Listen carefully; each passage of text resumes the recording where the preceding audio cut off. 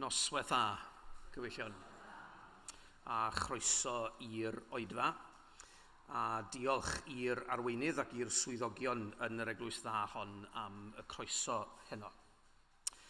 Rhodded yr arglwydd nerth i'w bobl, bendithied yr arglwydd ei bobl a heddwch. Y mae Duw yn noddfa ac yn nerth i ni, yn gymorth parod mewn cyfyngder.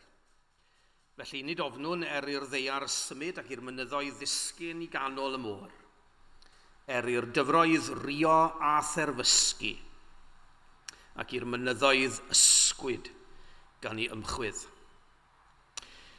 Eiddo Dewi Myrddin Hughes y weddi agoriadol heno. Bylchwyd yr eglwys dda hon yn ddofn a chyson dros y misoedd aeth heibio. Nid ydych yn angof gennym Anet a Brenda. Cydweddiwn. Dyw'r daith, yr wyt yn bendithio pawb sy'n i fyddhau i'th alwad mewn ffydd, sy'n dilyn ble rwyt ti'n arwain ac yn pwyso ar dy ras. Am dy ffyddlondeb i bob un sy'n cerdded dy ffordd a ffyrdd di. Derbyn ein diolch. Bydd yn gwmni i ni, yn a thrwy ac oherwydd yr Oedfa hon. Molwn dy enw gogoneddus, cliw pob gweddi o'n heiddo yn enw Iesu Grist ein harglwydd. Ond hael cyfiawnder a gyfyd i chwi, y rhai yr ydych yn ofni fy henw, a meddyginiaeth yn ni esgyll. Ceir yn ein hemyn agoriadol adlais o'r geiriau hyn o eiddo y proffwyd Malachi.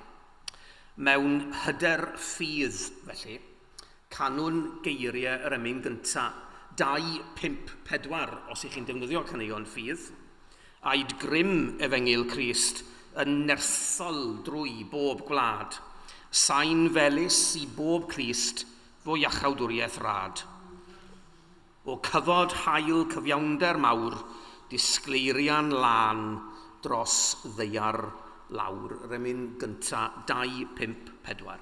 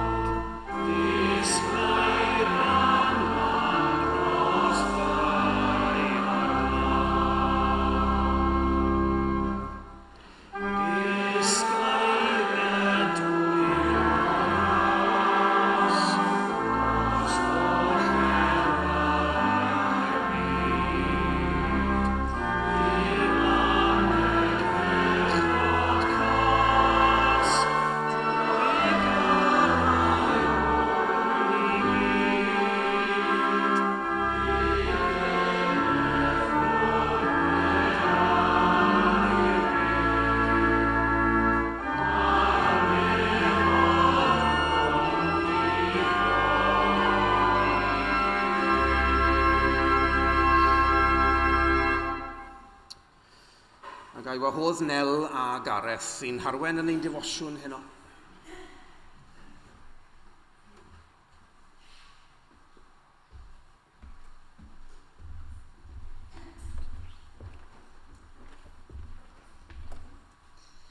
Marc 5, 21 i 34.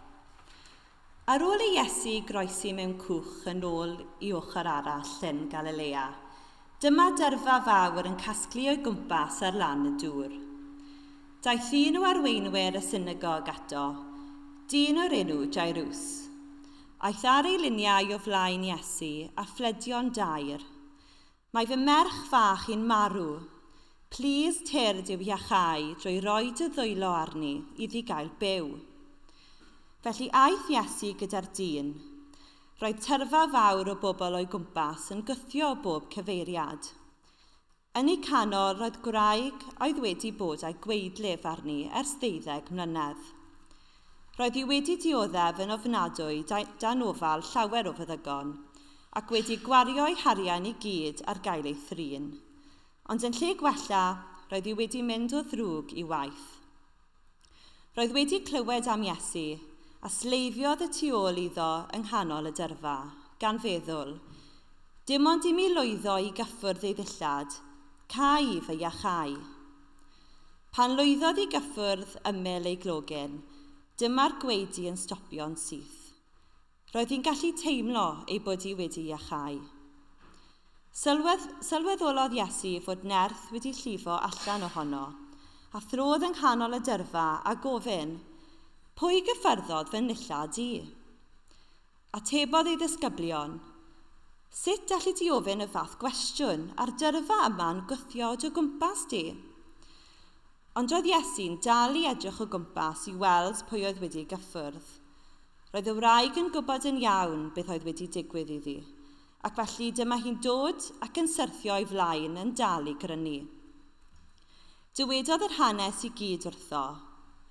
Yna meddai wrthi, wraig annwyl, am i ti gredu roed wedi dy iachau, dos adre, bendydd Duw arna ti, mae'r dioddef ar ben.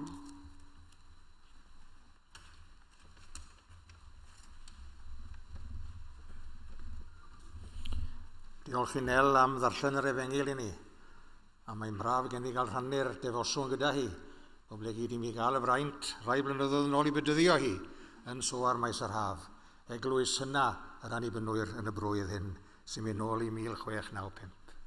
Gadewch i ni gydweddio. Mawl a theris di yn seion o ddiw, ac i ti y telir yr adduned. Ti yr hwn awran dewi weddi, a ta ti y daw pob cnawd. Diolch i ti am anogaeth y gair i ni, drwy'n archoffeiriad Iesu ddod yn y derys at orseddfainc y gras, fel y derbyniom drigaredd ac y caffom ras yn gymorth cyfamserol. Awn at i orsedd rasol lef, dyrchafwn lef i'r lan, mae'n gwrando pob am ddifad gri, mae'n rhoddi nerth i'r gwan. Rydyn ni'n dod ger y fron o arglwydd heno, yn yngweddiau ni o fawl, yn yngweddiau ni o ddiolch, yn yngweddiau ni o gyffes, ac yn yngweddiau ni o eiriolaeth. Rydyn ni dod ger y fron yn yngweddiau ni o fawl. Ti ddiw a folwn, ti a gydnabyddwn yn arglwydd, yr holl ddeiarath fawl di y tad tragwyddol. Diolch i ti am yr anogaeth yn y gair ar i ni fod fel tyrfa'n cadw gwyl ac mewn ysbryd sain can amoliant. A dyna fel i ni'n teimlo yng nghyfrodydd blynyddol yr undeb hwn. Helpa ni felly i ganu drwy'r ras yn ein calonnau yr arglwydd. Ac bydd yr oedfa hon a holl gyfarfodydd y blynyddol yn gyfleun yn ei roi can newydd o foliant i ti o ddiw. I seion rho newydd destunau i ganu dy fawl yn gytun, a dychwelaeth hen drigareddau mwyn dogoniant y hun. Rydyn ni'n dod ger dy fron yn yngweddiau ni o fawl. Rydyn ni'n dod ger dy fron yn yngweddiau ni o ddiolch. Trigareddau yr arglwydd yw'n addarfu amdanynt, bob ore deiant o'r newydd, mawr yw dy ffyddlondeb. Rydyn ni o arglwydd yn dibynnu arnat i rydyn ni'n byw yn symud ac yn bod. Ac yma pob peth a greais ti yn dda. A'n busnes ni yw diolch am yr holl fendithio na dda gawn beinydd beinos. A'n diolch penna ni, am i ti ddatguddio dy hunan i ni yn Iesu Grist. Yn yr hwn y mae holl drysorau doethineb a gwybodaeth yn guddiedig. Ac i ti o ddiw, y byddor diolch am dy ddawn anrheithol. I ni dod ger dy fron yn yn gweddiau ni o ddiolch. I ni dod ger dy fron yn yn gweddiau ni o gyffes. Yn derbyn di o ddiw y pechais, ac y gwneithim y drwg hwn yn dolwg. Gwai fi, can i starfi amdanaf oherwydd gŵr halogedig y wysed wy fi, ac ymys pobl halogedig y wyfse rwyf yn trigo. Ac i ni'n erfyn gyda'r publican y gyntaf y chorsedd gras, o ddiw bydd rigarog wrth i fi bechadur. I ni'n cydnabod yn pechod unigol, pawb ohonom ni wedi pechu ger dyfron mewn meddwl gair a gweithred. I ni'n cydnabod bechod sefydliadol hefyd, pechod awdurdodau a phechod sefydliadau. Ond i ni'n diolch mae Duw sy'n maddau wyt ti. Geiriau o faddeiant a glywyd gyntaf gan dy fab ar y groes. O dad maddau iddynt can i sniwyddant pa beth y maint yn i'w wneithir. Pa Dduw sy'n maddau fel ty di yn rhad ein holl bechodau ni. I ni'n dod ger dy fron yn gweddiau ni o gyffes. I ni'n dod ger dy fron yn gweddi ni o eiriolaeth. Yn union fel y gwnaeth dy fab Iesu Grist yn ei weddi ar chofferiadol fawr. Lle gweddiodd e dros ei ddisgyblion a gweddio hefyd dros y byd. Ac yn unne am weddio dros undeb yr annibynwyr, i lywydd a'i ddarpar lywydd, ynghyd â holl swyddogion yr undeb, gan ddiolch i ti am ei gweithgarwch diflino, ac am bopeth ag eisiant i wneud i hybu gwaith yr eglwysi. Rydyn ni am gyflwyno'n eglwysi ni, ym mhob rhan o Gymru a thu hwnt, gan ddiolch i ti am ei tystiolaeth ar hyd y blynyddoedd, ac fe dalw ni i'r ffyddloniad sy'n dal i gadw'r lamp i losgi ar yr allwr. Fe dalw ni'n dwrogaeth wyw, can i swy sy'n brainaru y meisydd i gynheuaf yr ysbryd glân. A diolch hefyd yn bod ni'n rhan o eglwys ddoe, yn rhan o eglwys heddiw ar draws y byd, o'r eglwys lân gatholig, a ni'n cael perthyn i'r cyngor cenhadol byd eang a chyngor eglwys i'r byd, a bod yn rhan o'r eglwys fawr fuddugoliaethus. Ac eglwys y fori hefyd, nad yw i eto heb i geni, ond eglwys di yw i. I ni'n cyflwyno yr eglwys erlidiedig heno, gan gofio am y Cristnogion hynny yn Gaza ac yn Iran ac yn Libanis, sydd wedi dioddef o blegyd yr rhyfeloedd diweddar. Ac fe ddiolchwn i ti am wroldeb Cristnogion wyneb yn wyneb ag erledigaeth. Gan ddiolch i ti am Gymdeithas Barnabas a Cristnogion erbyn poenydio ac amnest ringwladol. Diolch i ti arglwydd am wroldeb y Cristnogion hyn sydd yn esiampl un unne. Rydyn ni am eiriol heno o arglwydd dros y byd. Wyneb yn wyneb ar rhyfeloedd Wcrain a Gaza a Libanis ac Iran. Ac i ni'n gofyn gyda'r salmydd pa ham y terfysgar cenhedloedd ac y meddylu ar bobloedd beth ofer. Rydyn ni am gyflwyno llywodraethau'r byd i ti. Ac yn arbennig heno Lywodraeth Newydd Cymru, a chyflwyno i ti'r hun abiorwerth ein prif weinidog, a phawb sydd yn gweithio yn y llywodraeth bydd y genedl hon.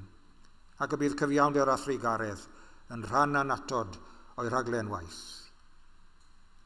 Rydyn ni'n cyflwyno y sefyllfa heno yn Venezuela i ti, wyneb yn wyneb a dwy ddaiargryn, a phobl Caraca, a'r bobl i gyd yn cynnal gwyl, oedd hi'n ddydd gwyl yn y wlad, a dyma nhw'n profi y ddaiargryn erchyll yma.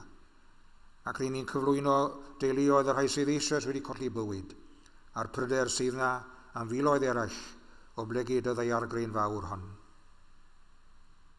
Rydyn ni am gyflwyno i ti hefyd heno baw sy'n mewn ysbytau, ac yn cofio yn y gres llethol yma am bobl sy'n fregus. O Dduw yr hen addewid y gwir ag eisiw ni, y Crist ar lwybrau'r tonnau y llaw yn safon y llu, fel byddo pob afiechyd ar ffordd ein bywyd brau, yn fodd i nynnau brofi dy gwmni a chryfhau. Derbyn o arglwydd ein gweddi ni o fawl, ac o ddiolch a chyffes ag eiriolaeth, yn enw Iesu Grist ein gwaredwr, yr hwnna'n dysgodd ni wrth weddio, i weddio gyda'n gilydd a dweud. Ein tad, yr hwnnwyd yn y nefoedd, sancteiddiau'r denw, deled y deyrnas, gwneler dewyllus, megis yn y nef, felly ar y ddeiar hefyd.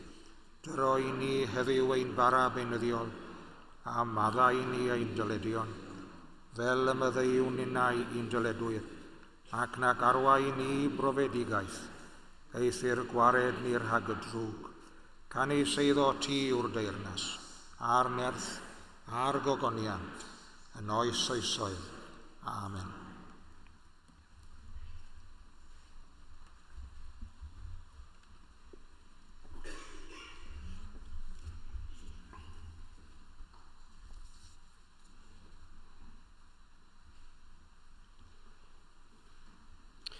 Diolch eich dau.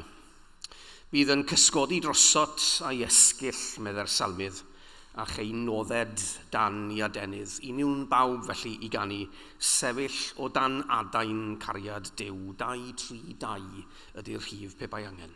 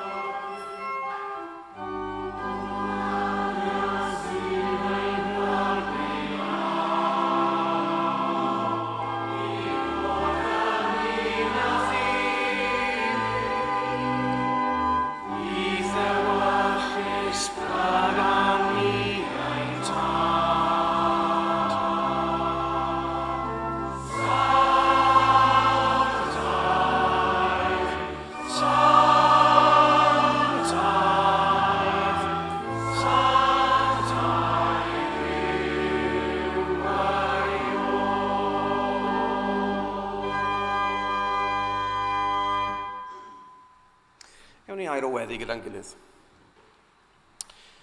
O ddiweintad i ni eisoes wedi clywed am bobl Venezuela, ac i ni'n cyflwyno ein rhoddion bydd a chymorth i'r elusennau'r rheini fydd yn gweithio yn ei plith a throstint yn yr ychydig wythnosau nesaf. Arglwydd dangos i ni gyfrinach gwir lawenydd, llawenydd mewn gwasanaeth, nid mewn hunanles. Llawenydd o roi yn hytrach na derbyn. Llawenydd o rannu yn hytrach na chadw. Llawenydd o geisio dy ewyllus di, nid ein hewyllus yn hunain. Llawenydd o ddilyn a charu Iesu Grist, ein harglwydd a'n gwaredwr. Amen.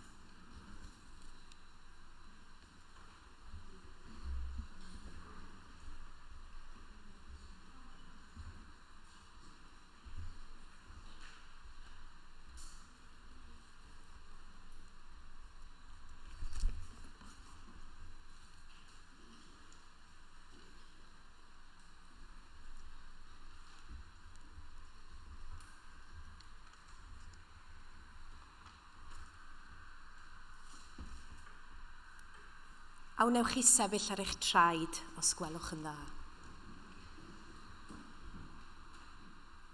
Gadewch i ni gofio yn ddiolchgar am y cymwynaswyr ffyddlon a fi farw yn ystod y flwyddyn aeth heibio. Y mae hiraeth ar ei hôl. A gwerthfawrogiad am ei cyfraniad am rhysiadwy i deyrnas Dduw. Ydfus Mena Brown. William Gareth Edwards. Hugh John Hughes. Ioan Wyn Griffith. Edward Griffiths. Glenys Jones. Emyr Lynn Evans. A Dewi Myrddin Hughes.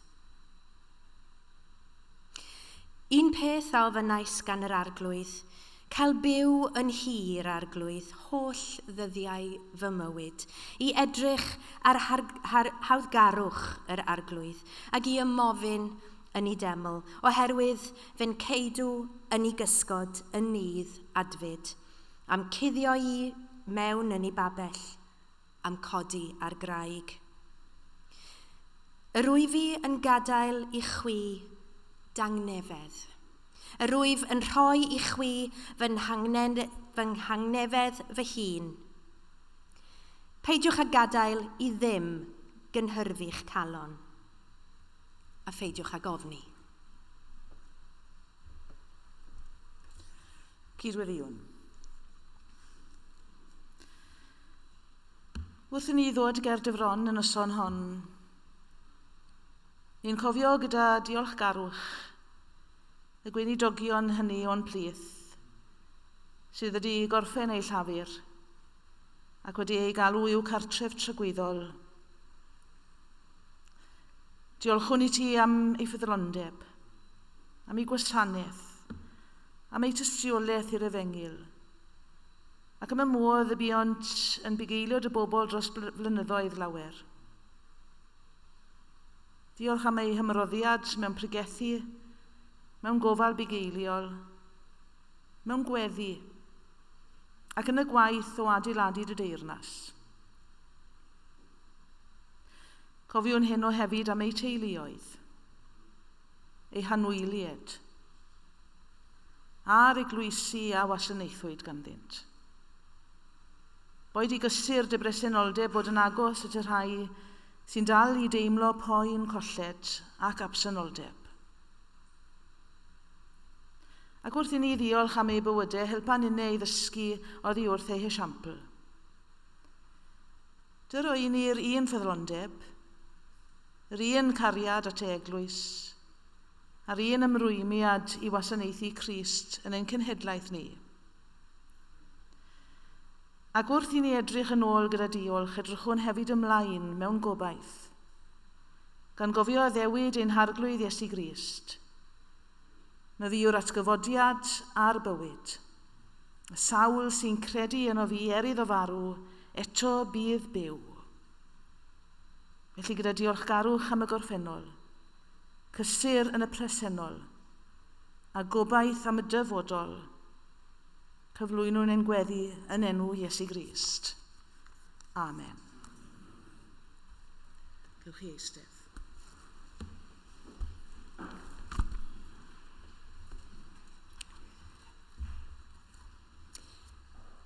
Rydym ni'n dymuno'n dda i'r rhai sy'n cychwyn ar gyfnod i hymddeoliad o'r weinidogaeth yn ogystal. Dymunwn yn dda i'r canlynol. Kevin Davies, Christopher Owen a Dyfrig Rhys.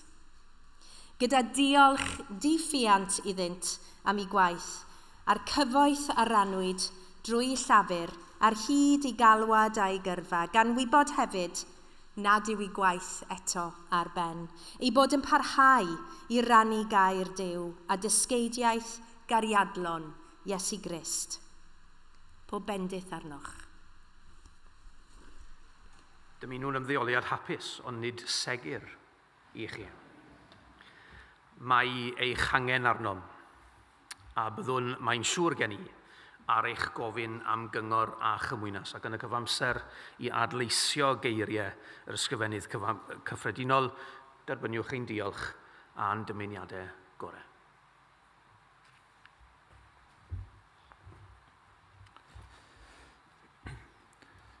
Barchus Llywydd, mae'n blesar genna i gyflwyno i'ch cymeradwyaeth chi heno. Ddau o'n myfyrwyr ni sydd wedi cwblhau'r hyfforddiant i gymhwyso fel gwnidog ordeinedig.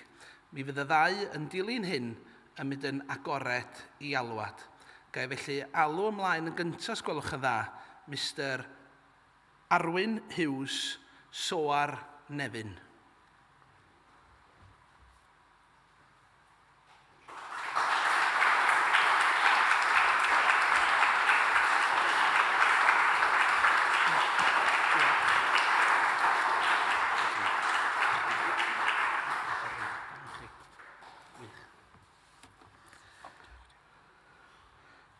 Ar ail fyfyrwraig, Siân Meinir Bethel Penarth.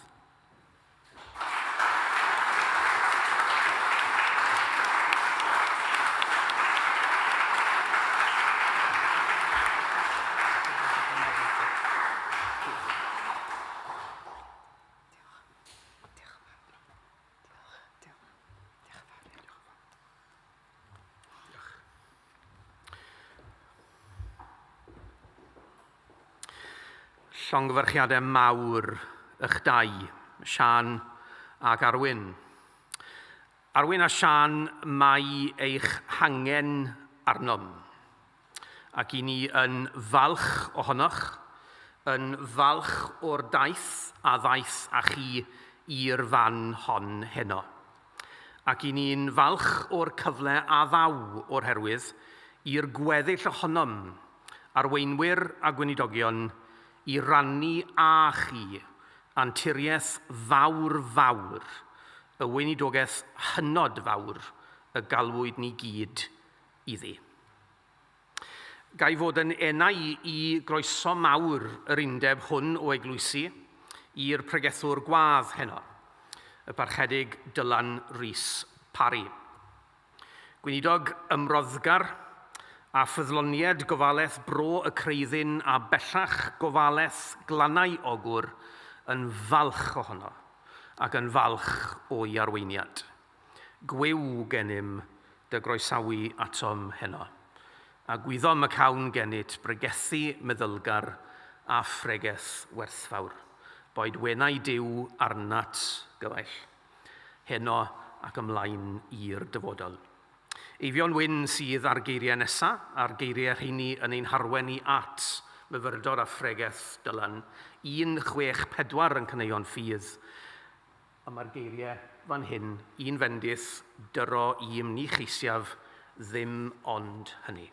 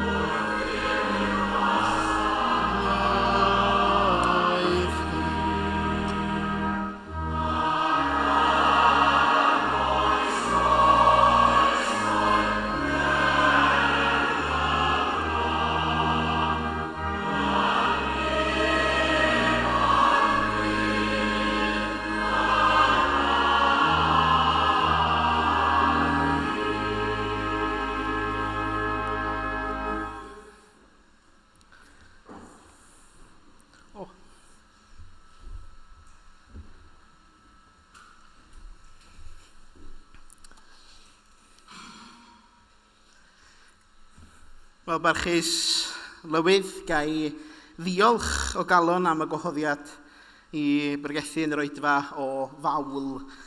Ac mai yn wilaidd dwi'n derbyn y fath yn rhydedd ac felly yn ddiolchgar. Diolchgar hefyd mae yma yng Gapel y Nant yr ydw i yn cael gwneud hynny yng nghwmni ffrindiau. Yma y des i ar brofiad o'r coleg nôl yn 2013. Ac wrth gwrs yn cael treulio profiad mewn sawl capel bryd hynny. Ond yma yn ddiolchgar am arweiniad Robert Fawl ac wrth gwrs y diweddar Dewi Myrddin a fi oedd yn farwain am haratoi i'r weinidogaidd.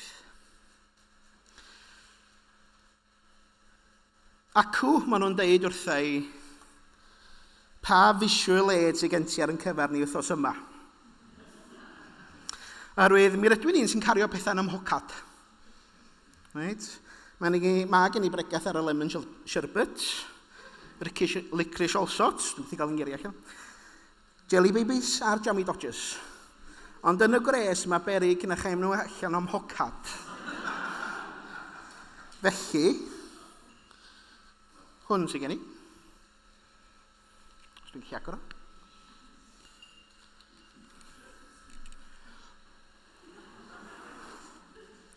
Bubbles. Pwy sydd ddim yn hoffi bubbles? Sweet God. God, dyn nhw yn byd arbennig, nac di? Yn syml iawn, ond pa mae'r gola yn taro'n erbyn y bubbles, maen nhw yn un ffrwydriad o liwiau gwahanol. Mae'r lliw yn ymddangos yn goch, yn oren, yn melyn, yn wyrdd, yn las, yn borffor. Hynny ydy, mae'r lliwiau yma o'r cychwyn. Ond bod angen y gola i'w datgelu nhw. Rhyw fath o brism, felly. Prism yn cymryd o gola a gwyn ac yn datgelu'r lliwiau sydd eisoes yno. Mwyn siŵr bod fi'n dach chi'n ôl i wersi ffiseg yma'n hyn rwan ydw. Dydy'r prism ddim yn creu'r lliwiau, mae'n ei gwneud nhw'n weladwy. Ac yn y darlleniad heno, mi welson i prism. Prism gras Duw ar waith. Y goleuni yn datgelu'r lliwiau. Os da chi'n cofio, mi nath Iesu lanio ar y traeth ar Lyn Galilea.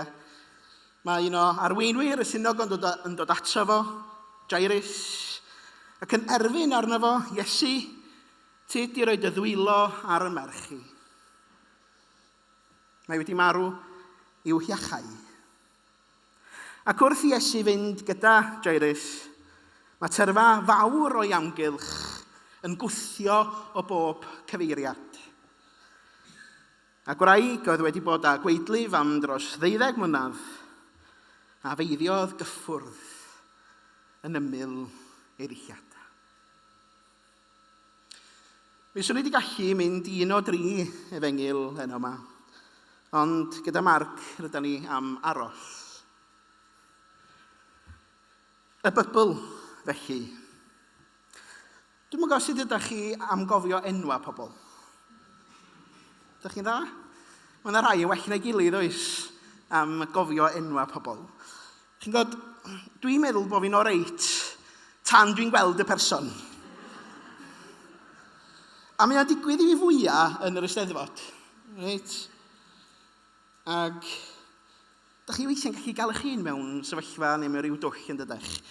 Lle da chi'n parhau ar sgwrs heb, ynde, dweud, sori, dwi'n yn cofio'ch enw chi.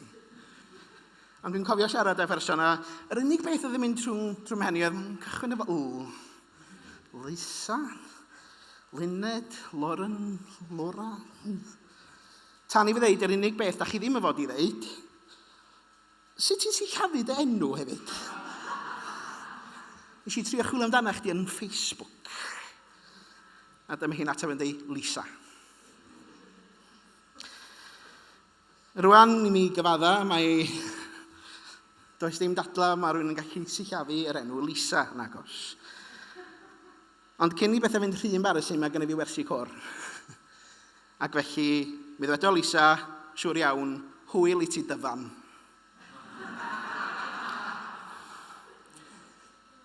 Mae enwa yn bwysig. Maen nhw'n cysylltu ni a'n hunaniaeth ni. Mae Marc yn cyflwyno i wraig nad oes neb yn ei henwi. A mae hynny'n bwysig i ni gofio. Mae llawer o bobl heddiw yn cymdeithas a'n byd ni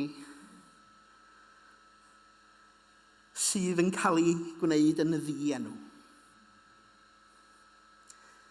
Mae hanes yn cael ei colli, mae llais yn cael ei tawelu, mae holl bodolaeth yn cael ei guddio tu ôl i labelu. Mae'n wahoddiad i ni feddwl am yr holl bobl sydd wedi colli eu henwa oherwydd bod cymdeithas wedi rhoi label yn ei lle. Y tlawd, y dieithrin, y person hoiw, pobl o ddiwylliannau gwahanol. Mae mhartnar Syrcan, a does ganddo fo ddim enw Cymraeg, yn dod o Twrci yn wreiddiol. Ac mae o'n 5 blwydd arno fo heddiw. So, 5 blwydd hapus, diolch yn mynd i wrando, mae'n siŵr. Ond mae o'n 5 blwydd arno fo heddiw, ond mae o wedi cael sawl enw gwahanol. Mae ganddo fo acen Twrci wedi gymysgu â Olraibet, achos mae fe yn fyw yn y Rhondda am gyfnod. Ond mae o'n Serco, yn Serci, yn Swrci, yn bob math o enwa gwahanol. Dwi wedi dysgu o fy holl gyfarfyddiadau gyda GCOM ac ar draws y byd, lle mae diwylliannau gwahanol yn cwrdd. Mae cymryd amser i ofyn sut mae enannu'r enw yn bwysig. Oherwydd mae gan yr enw ei hunaniaeth, mae gan efo ei wreiddiau. Mae labeli'n aml yn cuddio'r person. I'r ferch roedd gweidlyf wedi bod arni am 12 mlynedd, roedd wedi gwario popeth oedd ganddi. Roedd wedi gweld meddygon ar ôl meddygon. Roedd wedi dioddef. Roedd wedi cael ei siomi. Roedd wedi cael ei hynysu. Ond nid stori am salwch yn unig ydy hon. Mae'n stori am waharddiad. Yn ôl deddfau crefyddol ei dydd, roedd hi'n cael ei hystyried yn aflan. Ac roedd hynny'n golygu bod pobl yn ysgoi i chyffwrdd hi. Roedd hi'n cael ei gwthio i'r cyrion. Roedd hi'n byw y tu allan i fywyd arferol y gymuned. Roedd hi mewn ffordd yn byw mewn bybl. Mae'n siŵr mae tro dwytha ni glywed am fyw mewn bybls oedd yn ystod Covid, I gyd yn gwybod sut oedd I fyw mewn bybl, boed o'n fybl cartra, boed o'n fybl teuluol. Ac mae'n nid oedden ni'n gwybod bod chi'n cael myrdio 2 fybl at ei gilydd. Wel, roedd pethau'n dod yn haws o bosib. Ond da ni'n gwybod sut mae'n teimlo yn dydan I fod mewn bybl. Ac eto mae hi'n clywed am Iesu ac mae hi'n gwneud rhywbeth dewr. Mae hi yn estyn allan. Mae hi'n gwrthod credu mae'r gair olaf am ei bywyd hi hun yw be mae eraill yn ei ddweud amdani. A mae hi'n estyn allan. Ac yn yr eiliad honno, mae popeth yn newid yn dydi.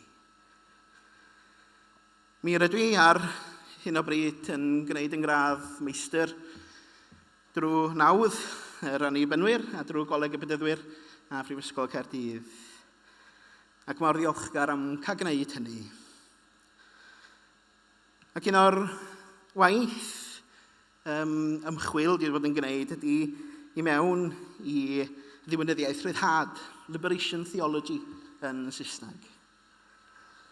Ac mae gwaith Gustavo Guterres, sef tad diwinyddiaeth ryddhad, mae o'n dweud hyn am y rhai sydd ar y cyrion. So you say you love the poor, meddwl fo. Name them.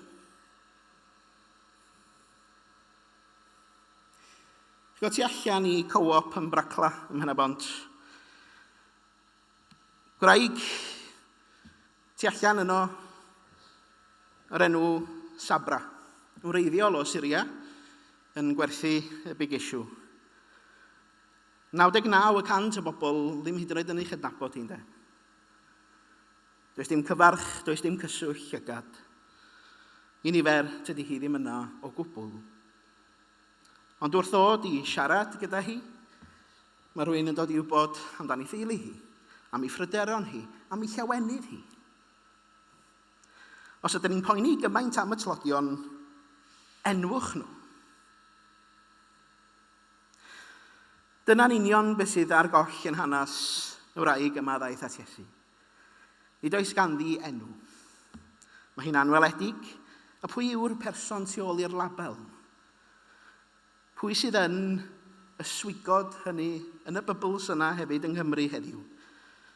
Y rhai sy'n dibynnu ar fanciau bwyd, y rhai sy'n byw mewn tai anaddas, y rhai sydd yn aros am loches, y rhai sy'n teimlo nad oes croeso iddynt yn y gymuned neu ym mywyd yr eglwys. Pwy sydd ddim yn cael ei gweld? Pwy sydd ddim yn cael ei clywed? Pwy sydd ar y cyrion? Y prism wedyn, gych chi, na wneud rhyw bwff o hwn bob tro.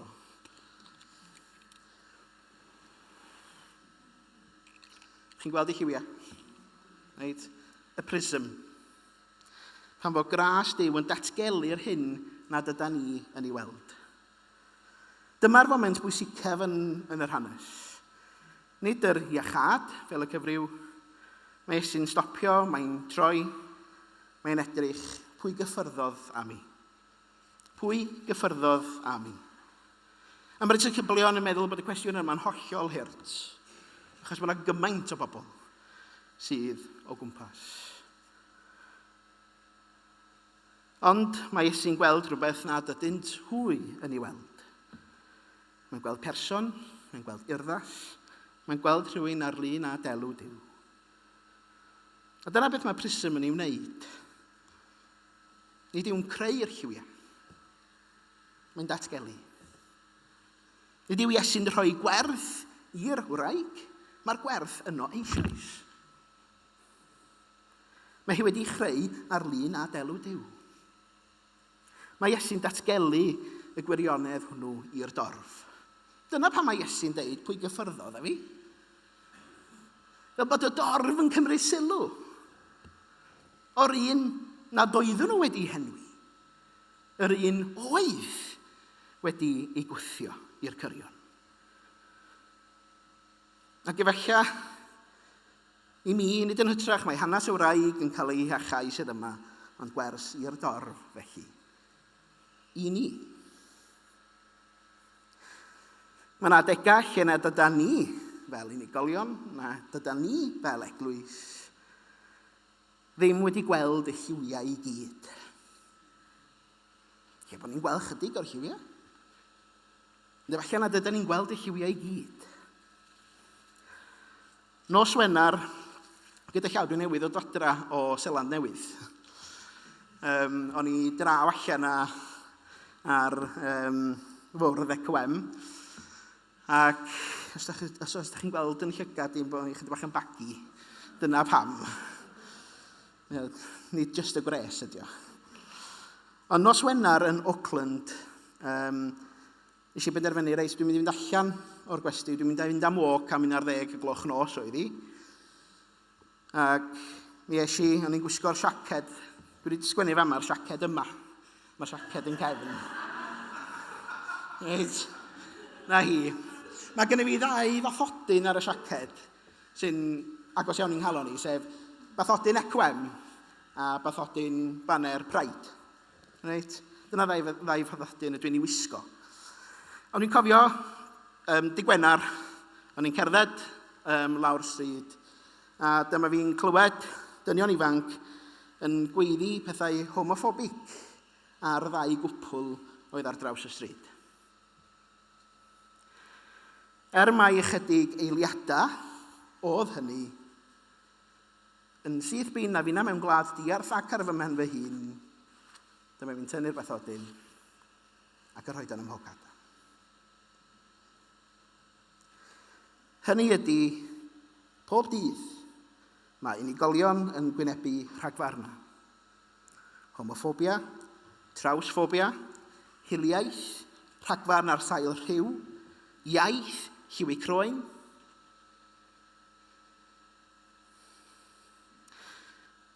Mae yna stori am merch Desmond Tutu. Tutu fan Ffrwd. Ac weithiau, nid pan fydd pawb yn cytuno, o bosib mae goleuni Crist yn disgleirio fwyaf o reidrwydd. Yn aml mae'n disgleirio yng nghanol y cwestiynau anodd hefyd. Y tensiynau a'r brwydra sy'n gwynebu'r eglwys a'i phobl. Ac mi roedd ma merch yr achesgod Desmond Tutu, mi oedd un o ffeiriad yn doedd yn Africa. Ac mi briododd hi a'i gwraig yn 2015.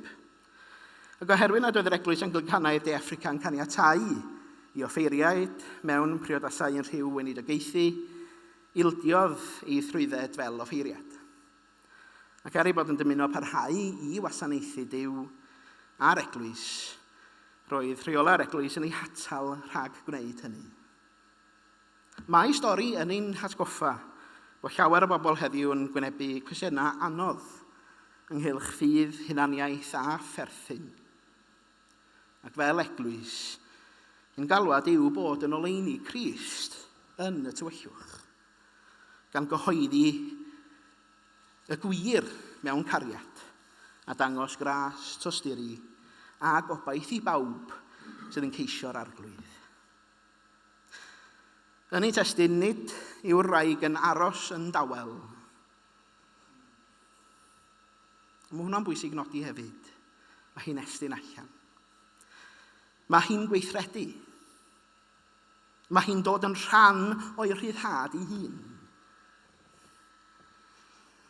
Dydy hwnna ddim bob tro yn bosib mewn rhai sefyllfaoedd. Ond yn nghyd-destun diwinyddiaeth rhyddhad, Liberation Theology, dyna beth mae o yn ei olygu. Nid siarad dros bobl, ond gwrando. Nid rheoli, ond cydgerddad. Nid elusen, ond cyfiawnder. Dwedodd Gwstaro Guterres, rhaid i ni edrych ar y byd o safbwynt y rhai sydd ar y cyrion. A dyna'n union beth mae Iesu yn ei wneud. Mae Iesu'n mynnu. Gwneud yr iachad yma yn gyhoeddus. Pam? Oherwydd, nid yw cariad Duw yn rhywbeth preifat. Fel y dwedodd Cornel West, justice is what love looks like in public. Mae Iesu'n gwneud cyfiawnder drwy wneud ferch, drwy wneud y wraig, y ferch yn weladwy eto. Dwi'n chwythu hwn am y trola, reit? Chi'n gwybod bod fi ar y mwynt ola. Y bubbles yn byrstio. Reit? Pan fod teyrnas Duw yn torri trwy'r ffiniau. Di Sul, mi ges i gyfle i muno mewn Oedfa yn Auckland, lle ges i ar ôl cael cymdeithasu gyda'r eglwys ymweld ar ymgeddfa brodorol Mawri yn Seland Newydd. Lle cawson ni'n cyflwyno i'r haca. Chi'n gweld bod fi yn torchi'n llewis. Reit. Oedden ni'n cael yn yr ysgol sy'n rhyw Owen, oedden ni yn cael yn marcio ar yr haca. Ac oedden nhw wastad yn rhoi fi yn y blaen am ryw reswm. Ond pidwch a dwi'n mynd i wneud yr haca ar eich gyfer chi heno. Ond roedd y ferch yn egluro wrtha i bod yr haca, mae yna sawl math gwahanol o haca wrth gwrs. Yr un da ni'n gyfarwydd â fwyaf ydy yr un cyn gêm rygbi ynde. Reit? Ond roedd y ferch yn egluro wrth ei bod yr hacan llawer mwy na galwad i ryfel neu i ddefod cyn gêm rygbi. Mae o'n fynegiant pwerus o hunaniaeth, undod a pharch, gan ddod â phobl ynghyd i fod yn bresennol yn y foment. Mewn gwirionedd, beth ydy'r haca, oedd y ferch yn deud wrtha i, ydy'r ddefod a'r broses i greu dealltwriaeth rhwng pobl ei gilydd. Oedd hi'n egluro wrtha i, ydych chi gweld hwnna? Mae hwnna yn golygu, a nes i sgwennu fel awr, for everyone on your mother's side, we honour them.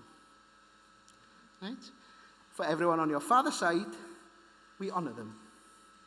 And for everyone present here in the moment, we honour you.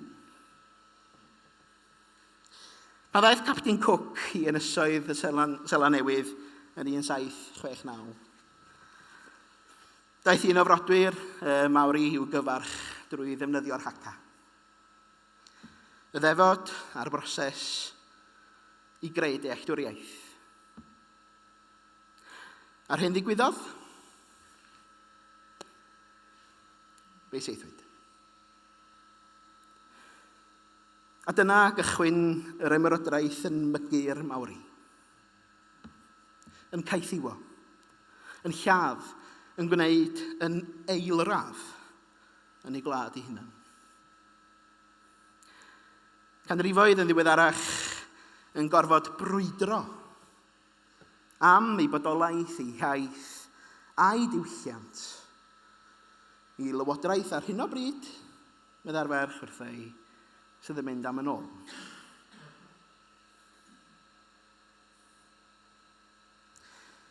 Beth petai Cook wedi o leiaf dysgu gwrando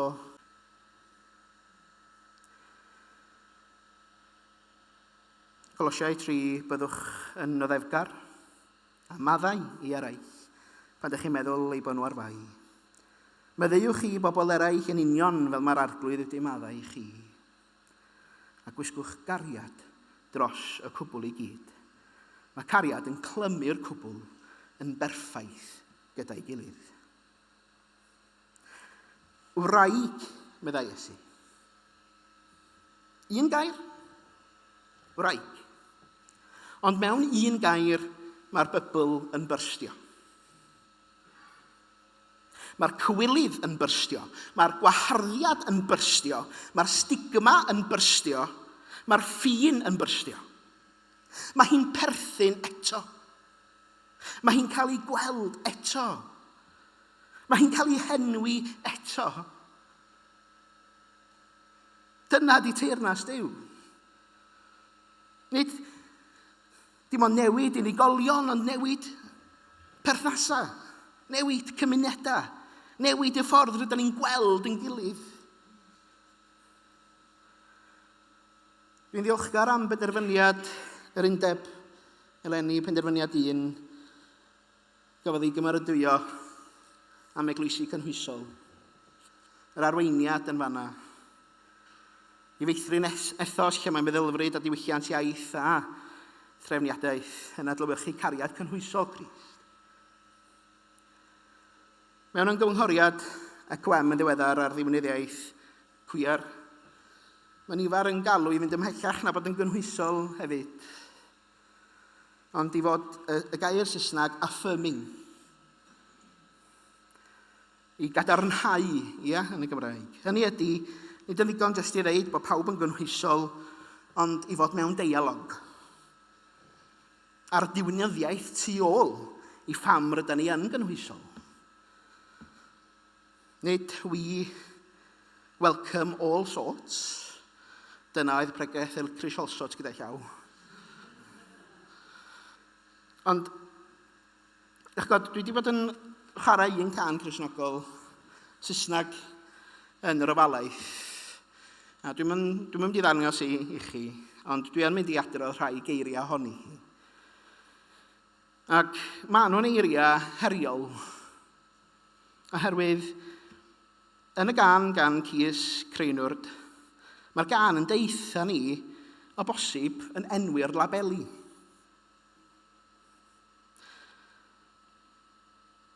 Yn deud fod Duw yn dduw i bawb. Ac eich bod chi'n meddwl bod pam bod hynny'n heriol.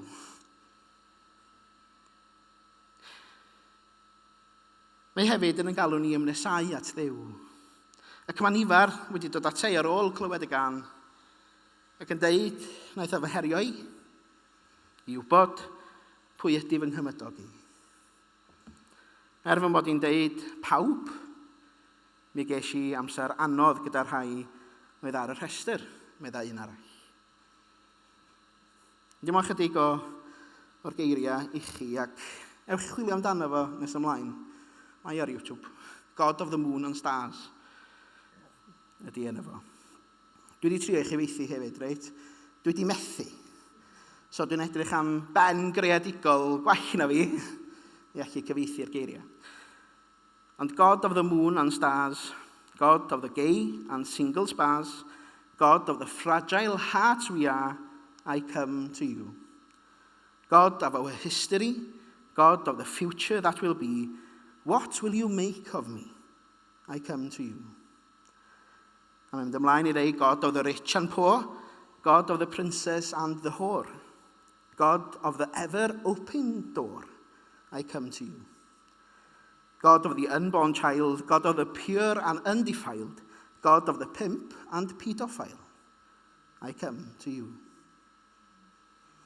God of the war and peace, God of the junkie and the priest, God of the greatest and the least, I come to you. Ewch i'w rando ni hi, ar o'ch chi'n mynd adra. Mi ydw i mewn dagra bod tro dwi yn ei chlywed ti. Oherwydd mae'n cyffwrdd a llefydd a dyda ni yn ei ddisgwyl. Mae datguddiad yn gorffan gyda gweledigaeth o bobl o bob llwyth, cenedl, pobl ac iaith. Nid un ffurfiaeth yw breuddwyd Duw, cymundeb yw hi. Mae Duw eisoes yno. Mae'r ysbryd eisoes ar waith. Ein galwad ni yw gwrando, dysgu, cydgerdded, adeiladu partneriaeth. Pam da ni'n edrych ar Gymru heddiw, sut mae'n edrych i dderbyn ynddo? I fyrstio y bybl. Dwi'n edrych fel y glwysi'n agor i drysau geirstyr lloches. Mae'n edrych fel cymunedau'n sefyll gyda'r tlawd. Mae'n edrych fel croesawu pobl o'r gymuned LGBT fel aelodau llawn o deulu Duw. Mae'n edrych fel gwrando ar leisiau yr ifanc. Mae'n edrych fel gweld Crist yn yr rhai mae'r byd yn ei hanwybyddu. Ac felly, beth sy'n digwydd i'r bybls, maen nhw yn diflannu. Maen nhw'n popio. Ond mae yna un peth yn aros, sef y goleuni. Pan fydd y bybl yn byrstio, nid yw'r gola yn diflannu felly. Mae'n lledaenu a dyna gweledigaeth teyrnas Dduw. Fel y dywedodd Desmond Tutu, a chlwsom am ei ferch yn gynharach, my humanity is bound up in yours, for we can only be human together. Medda fo. A mi ddwedodd, nath Elinor yn siarsio ni bore yma, yn do. Mae digon elastig yn yr efengil, medda Elinor. Ein pobl ni yw pobl Cymru, pob un ohonyn nhw. Pob un nad ydynt yn gwybod eu henwau, nad ydyn ni'n gwybod eu henwau eto.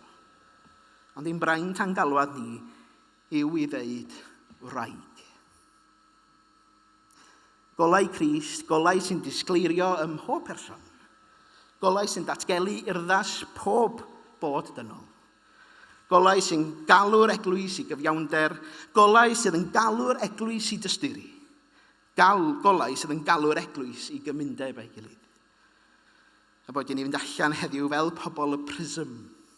Pobl sy'n gweld, pobl sydd yn gwrando. Dwi'n ddiolchgar i un o'n aelodau Tom Price yma'n hyn am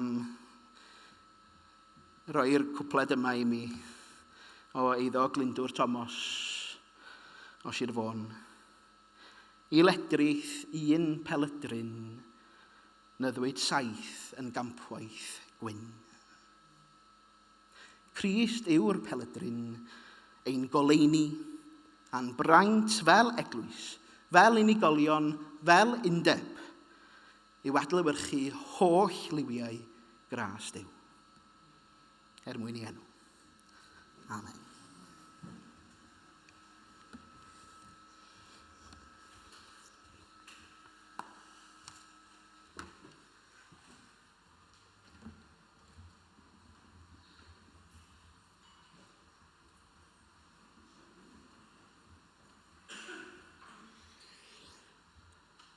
Diolch am eich cwmni wrth addoli'r arglwydd heno.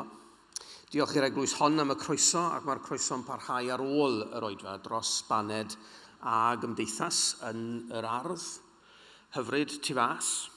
Diolch i'r tîm technolegol sydd wedi sicrhau yn bod ni'n gallu rhannu'r oedfa gyda phobl adre, ond yn bennaf oll, ar noson drymedd, boeth, diolch am bregeth oedd fel chwa o awyr iach.